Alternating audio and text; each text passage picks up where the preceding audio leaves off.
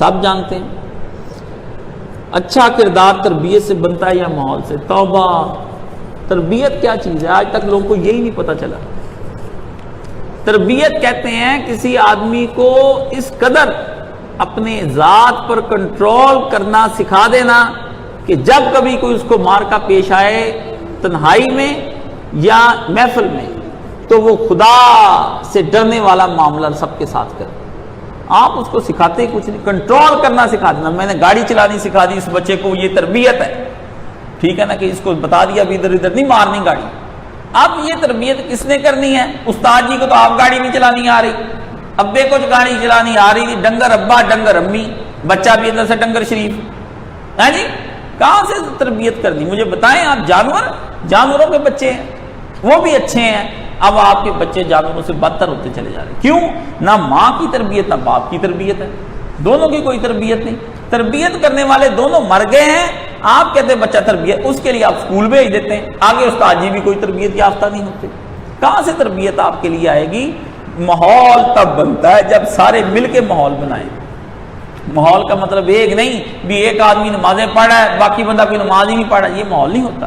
ماحول کے لیے بڑی محنت کرنی پڑتی ہے، اپنی ذات کو جو ہے سیدھا جو تربیت کرنے والے آدمی کو چاہیے کہ جو والدین ہیں ایک کام چھوڑ دیں، نہ نماز نہ روزہ، میں نہیں کچھ بھی کہتا کہ تم آپ یہ کریں آپ وہ کریں، آپ جیسے مرضی فاسق فاجر رہیں، بس ایک بات میری مان لیں، تربیت بہت اچھی ہو۔ والدین اپنے کردار سے نا دوگلا پن نکال دیں، یہ جو نا کہتے کچھ ہیں کرتے کچھ ہیں۔ اولاد بڑی چلاک ہوتی ہے، میں آپ کو بات بتا دوں، دنیا میں سب سے زیادہ ذہین آدمی کا پتہ لگانے والی انسان کی اولاد ہوتی، بیوی بھی نہیں اتنی تیز ہوتی، اولاد بہت تیز ہوتی، وہ جان لیتی ہے ابا 2 نمبر ہے۔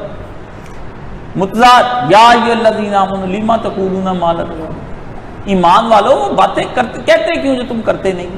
جب باپ کے اندر ہی دوگلا پن بچہ دیکھتا ہے نا تو بچہ پھر بے ایمان ہو جاتا ہے، اس کو پتا ہے ابا جی کہہ رہے ہیں نہیں یار میں لاہور بیٹھا ہوں، گھر ہی بیٹھے ہیں، جھوٹ بولتے ہیں۔ مولانا نعیم صدیقی صاحب فرماتے ہیں بھی جب ہم نیا پاکستان بنا تو ہم ادھر آئے تو میاں بیوی پھر ہم جب جماعت جوائن کی نا، انہوں نے جماعت اسلامی مولانا، اب تو جماعت کے اندر سڑکوں پہ ممبرشپ بکتی ہے نا، وہ وہاں کھڑے ہو جاتے ہیں آج ممبرشپ بنائی ہو، اللہ اللہ جماعت کے اب ممبرشپ ملنی، اور بڑا مارکا کرنا پڑتا تھا، بڑا سفر لمبے ہوتے تھے، بڑی چیزیں ہوتی تھی۔ کس کو ملتی جماعت کی ممبرشپ؟ بڑا اعلیٰ کردار، علم، بہت کچھ بڑے بڑے بندوں کو نہیں ملتی تھی جماعت کی ممبرشپ۔ تو کہتے اس وقت جب ہم نے ہوئے رکن بنے تو میاں بیوی نے پھر ہم دونوں نے رات کو نا نفل پڑھنے کے بعد اللہ سے روئے کہ اللہ ہم نے زندگی بدلنا چاہتے ہیں، ہماری مدد فرما۔ تو پہلا معاہدہ ہم میاں بیوی نے جو کیا نا وہ یہ تھا کہ ایک تو جھوٹ نہیں بولنا، ساری زندگی حالات کچھ ہو جائیں، تو دوسرا نماز نہیں چھوڑنی۔ ادھر سے کہتے ہم نے آغاز کیا، نماز نہیں چھوڑنی، ادھر سے گناہ کیا چھوڑا؟ نیکی اڈاپٹ کی، نماز، اور گناہ کیا چھوڑا؟ جھوٹ نہیں بولنا۔ انہوں نے کہا حالات کیسے ہو جائیں ہم سچ بولیں گے، اپنی اولاد کو بھی سچ سکھائیں گے۔ تو پھر ساری زندگی بڑی قیمت دینی پڑی ان کو سچ کی، اتنا یہ اس طرح ہی جس طرح یہ ہے نا کمرہ ایک چھوٹا سا ہوتا تھا ان کا، درمیان میں پردہ لگتا، دوسری طرف بیوی رہ رہی ہے، اس طرف والے کو ڈرائنگ روم انہوں نے بنایا، وہی کچن وہی باتھ روم، 40-50 سال ایسے ہی گزار دی۔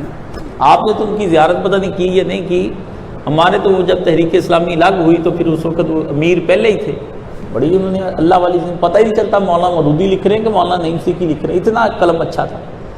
تو لوگوں نے اپنے اندر سے تضاد دور کرتے ہیں، آپ تضاد ہی دور نہیں کرتے تربیت کرنے کے لیے۔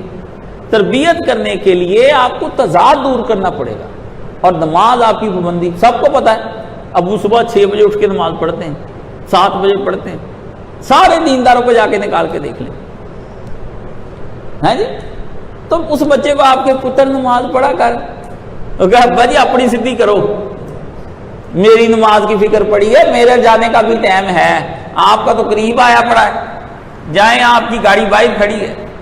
بچوں کو کس طرح آپ کریں گے؟ رات کو آپ نیٹ چلائیں، فیس بکیں چلائیں، واٹس ایپ آپ چلائیں، بچہ سارے آپ کے کالے کرتوت دیکھتا ہے، ٹائم پاس کرنے کے لیے آپ کہتے ہیں میں حالات حاضرہ سن رہا ہوں، لے حالات حاضرہ تیرے سر پہ چل رہے بلے، میں کہتا کتنا شیطان کا دھوکہ ہے، بندہ کہتا ہے میں حالات حاضرہ سن رہا ہوں جی، میں حامد میر کو سن رہا ہوں، وہ ٹڈی ہے رات کو دونوں ٹانگیں اوپر کر کے سوتی ہے، کہتی کہیں آسمان نہ گر جائے. آپ ٹڈیاں ہیں, کیسا دماغ آپ کا خراب کیا ہوا ہے. کچھ نہیں حالات حاضرہ, آپ اپنے حالات حاضرہ. اس لیے زندگی سے دورنگی چھوڑ, یک رنگ ہو جا, سراسر موم ہو یا سنگ ہو جا. کہانی ختم کر یار, تجھے فیصلہ کرنا کر, کھا پا جو کرنی تو نے.